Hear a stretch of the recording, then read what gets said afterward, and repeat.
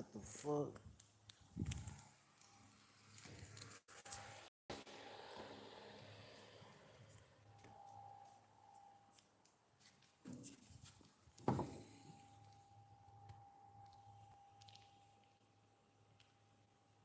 Hit the fucking awesome.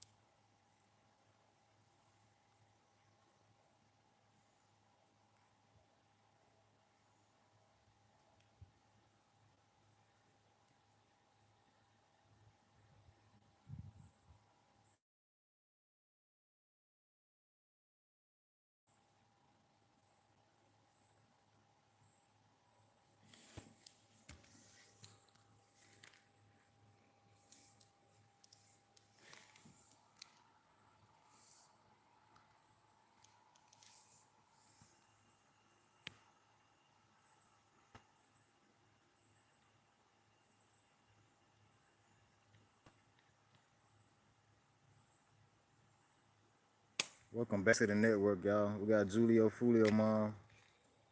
First interview since her son passed away. Now, this is a Say Cheese interview. This video like an hour and 32 minutes long. I'm not gonna watch the whole video, but I will watch half of it with y'all. Let's look into this, man. Let's tap in. All right, here we go, man. We got Sandrika's Maze.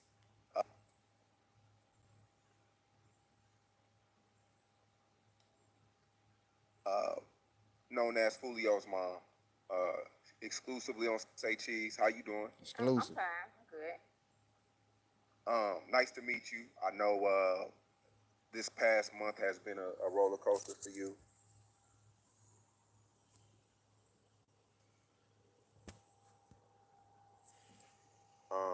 I've been knowing Foolio for about 7, 8 years. Platform. Man, internet skipping like this, bro. Y'all bear with me. Great kid, great dude. He spoke on your name a lot too in interviews and things of that nature. Me on these terms, but you know, sorry about everything that has happened. How are you doing? I'm doing fine. I'm doing good. I'm doing better. Yeah. Love and Hip Hop Atlanta is dropping its first cast How's the album. ad already at the beginning of the video? I'm doing a reaction video to Foolio mom on first interview. I'm having internet trouble, but it's all good. What's your mental, your mental like right now? Well, of course, I have my days. I have my on and off moments. I just try to keep busy. Keeping busy with his music and other things that Thank you, man. got going on. I got you. With his career and labels and things of that sort. So I just try to keep myself busy. To not much think about certain stuff that'll ruin my day. Yeah. I mean, what has changed to social media, to you having to handle things like funerals and things, legal matters? Like, what has changed the most, over the past month? Well, as far as with phone calls, I will say that normally people say that when a funeral is over, you don't get any phone calls. That has not been the case with me. His friends keeping in touch, his fans from all over the world are keeping in touch. Family, just everybody, his distribution, people that create music. I talk to them directly all the time. So, far with Foolio I'm mama. still keeping in contact and things with everybody. But far as with other things like handling legal matters, I've been in business since 2009, so that's something that I have always been able to do. Far as I'm handling business every single day, literally, on his behalf, with Charles, as far as his business, his music career, my business, and things of that sort. So the only thing that has changed is that he is not here. The only thing has changed is I got to keep his stuff going. I got to keep it going. As he said in other interviews, his team knows what to do if something happens. We already talked about this. We discussed this. So that's the only thing that has changed. And of course, the arrest. I'm relieved about that, and I'll be more relieved and happy when they pick others up. Yeah. Now you said that y'all prepared for it's the worst, basically. Well, basically, it's not even the worst. That's what anything. And a lot of people need to know as well as everybody about death in case something happens. So me, I'm very responsible. Of course, I got policies on myself, my son, and my daughter. So a lot of people don't want to talk about that. So I already had stuff in place.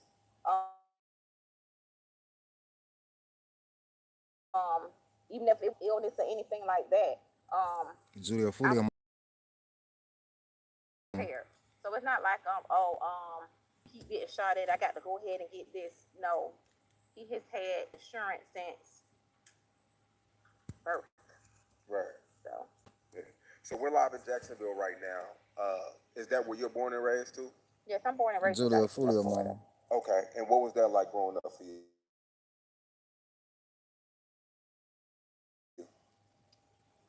I was raised on the north side of Jacksonville. I wouldn't say I had a hard life. I never struggled or anything like that. I was raised by my grandmother and my great grandmother. My mom passed when I was about 5 years old. I'm the only child, but I never struggled. I went to schools in my community, things of that sort. So I never seen a struggle. It came a time when I got a little older, Subscribe to my maybe channel 17, right now. 18 years old. I was in high school. Being raised by my grandmother and great grandmother. Of course, they old, so they don't know nothing about the latest clothing and stuff or whatever. So I started doing hair at a young age, and that's what a lot of people know me from doing hair. That's what I started off doing hair before I got into nursing. So I didn't have like a rough life where I had to like be on the street. I had like a survival or whatever. But I will say that I always was strong. I always had to take care of myself or whatever because, like I say, my grandmother and great grandmother raised me or whatever. And I moved out at maybe 18 years old into my own place. That's tough. So like it was good. I Tough was a skin. cheerleader. I was in sports and things in school. So I'm watching Julia Foolio mama reaction. Good, growing up young. So you moved out at 18, and what was the next door? When I moved out, I moved in Hilltop Village Apartments. Y'all have always heard him say about 1646 West 45th Street. I moved there. That was my first apartment. I moved there. Like I say, I did hair. I used to go to the club. And things of that Julia sort. Foolio mama first in. He done talked about the bottom and stuff like that. That's right by Hilltop Village Apartment. At one point in my life, I was like, I think I want to get in the healthcare field. And I started off as a CNA. I went from a CNA to CEO. Opening schools in the state of Florida with obtaining their CNA license if you on first day. And then I became a registered nurse. What's up with it? Okay. And as of right now, I help individuals start registered nurse agencies, phlebotomy courses, and things of that sort. Yeah, because we seen the picture doing a floating reaction around, video. you know, with your my picture is floating around. Flow into a professional design in just minutes with one tool, making text-only designs. I don't like ads on other people's video, but I like ads on my video. I've been seeing the comments. Oh, we didn't know that Charles' mom was a nurse or a doctor and stuff like that. Because what people do, they see an image. They see an image of Charles, and they go to stereotype. So they probably she was a drug addict in rehab, and I never commented anything like that. So they say anything. So I think they like, wow, his mom is a nurse. Yes, his mom is a nurse. They thought his mom was gangster or something. By that. I mean, they based off his music, they assumed that his mom was some hood rat or some they see him eating noodles. Charles loved noodles. I'm Burger Helper. Period. He loved noodles and hamburger helper. He would eat it every single day. That's what he loved. And when y'all see him on Instagram, eating noodles, they're like, oh, the way his family, they got him eating noodles. And I'm like, rest in peace, Julio Foolio. Why you got these people thinking you eating noodles? That's what he liked. Mom, go. That's what you wanted, and hang up in my face. So Charles did not. Charles did not have to eat no noodles. He didn't. He had people that loved him, and anytime he called me, I was there. I was coming. How old were you when you had Charles? I was probably. Love in India. Shout out to India. Maybe in my early 20s, maybe 23 or something like that. Okay. Maybe my early. What was that like raising him? Did it become a struggle sometimes, or what? We can't even put this guy on camera right now. But how it was, Charles was off the chain. St. Clair Evans Elementary School. He was there with Kojite, Jada, all the same people y'all see him or whatever. He was with them at this school, and they called me every single day. It was so aggravating. And then I called God. They're like, "Hey, you need to go. You have to go up there. He's just getting on my nerves." Then he went to middle school, Eugene Butler. Same thing. Had good grades. Then he went to William M. Raines High School. They'll call me like, "Hey, Miss Sandra, can you come pick up Charles?" I'm like, "What he did?" Oh, he ain't did nothing. We just don't want no riot next week. Cause it's gonna be spring break. We just don't want no riot or whatever. Got kicked out. Then he went to he had my hands full. Yeah. He had my hands full. Was his father in his life? Yes, before his father passed, his father was in his life. Let me back it up. Because he used to always be around his dad, mother, and stuff like that. And he started rapping at 8 years old around there. So he started rapping. Julio Foolio mama, y'all. Jits. Her first interview. We had a thing in Jacksonville called Come Together Day. So he performed at Come Together Day and things of that sort. He performed at the nursing home when I was a CNA back then. He made like a short film movie. I don't know if it floated on the internet for a while. But yeah, his dad was active in his life. Charles used to be in church every single Sunday. Every single Sunday. But I guess when they got out of church, they used to make their little music and things of that sort. So yeah, his dad was active in his life. Yeah. And at what age was Charles when his dad passed? He was maybe around about maybe 13 or 14 years old. Was it due to street violence or? Charles, it wasn't like a street violence. He got in a fight with somebody. He was looking at TV and hit him in the back of the head. Oh man. So it wasn't like a rival, like anything like that, but that's what happened. Yeah. Do you feel like that affected Charles in some way? Yeah, I think it affected him when his grandmother died, which is Charles, Big Charles Bond. He started to rebel. I ended up putting him in different programs. And I'm going to say this because I be seeing the comments. They're like, "Oh, his mom failed him and his dad." Yes, his dad was in his life. I put him in Youth Crisis Center, Daniel Memorial Buildings, everything to help him up. He was at Youth Crisis Center, and next thing I know, I go home. That's on the south side. I go home over on the west side. He's sitting on the curb. I'm like, well, who the hell picked him up from over there? And it's like, as a kid, like 13, 14, 15 years old, he still had these older people, like me or anything like that, curse me or anything like that. But I think when his grandma noticed the change, like when he got shot, when he was getting off the school bus, and he don't catch school buses. I was in front of the school, waiting on him, and fell asleep in front of the school. It was an alternative school. And then I'm like, "Charles, where you answering the phone?" I'm like, "I don't care what we got."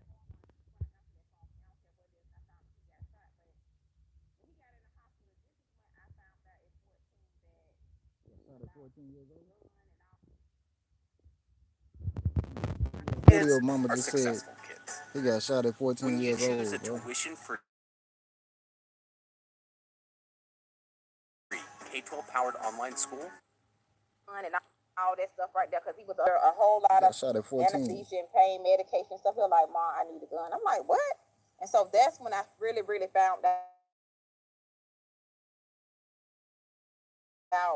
about this. When I think it was Facebook then. It wasn't no Instagram, but it was Facebook then. I started looking at all the stuff or whatever.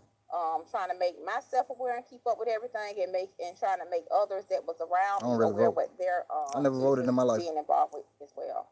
What age was he shot on the bus?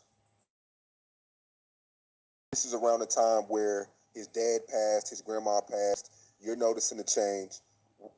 Do you notice? Do you ever find like a gun in his room or anything of that nature, or is it just all social media at that time? Yeah, at that point, it was social media. Like I said, he never had that stuff around me. I guess because he respected my career, and if he did, he hid it. He hid it. Smoking marijuana in front of me and all that type of stuff right there. No, I never saw any of that. Okay, so the bus shooting, did that pop off the beef that everybody's seeing today, or was that just some side? That was a whole nother beef. Okay. That was a whole nother beef right there. This stuff that's today, that's totally different, because you have to understand, back then, all of them used to be like friends. All cool. All of them was neutral. I'm friends with all of their parents. I were friends, because when this stuff started, some people went their own way or whatever. That's how it be, though, y'all. Around then, everybody was friends. Everybody, like, they hung around. That's how it be, man. That's why I'm not a fan of becoming friends with everybody. I like being solo, because you never know. I'm telling you this, 90%, if not 100% of every murder comes from somebody that was in your circle or used to be in your circle. Believe that. It'll always be somebody close to them people that be getting killed. It's because of somebody was close to them. So y'all stop letting people get close to y'all, bro. And I'm going to end this video on that note. Thank y'all for watching it with me. And catch me on the next one, man. Just remember, there'll always be somebody that you used to be cool with or in your circle. That when you get hurt or go to jail, there'll always be somebody in your circle. I'm going to end it on that note.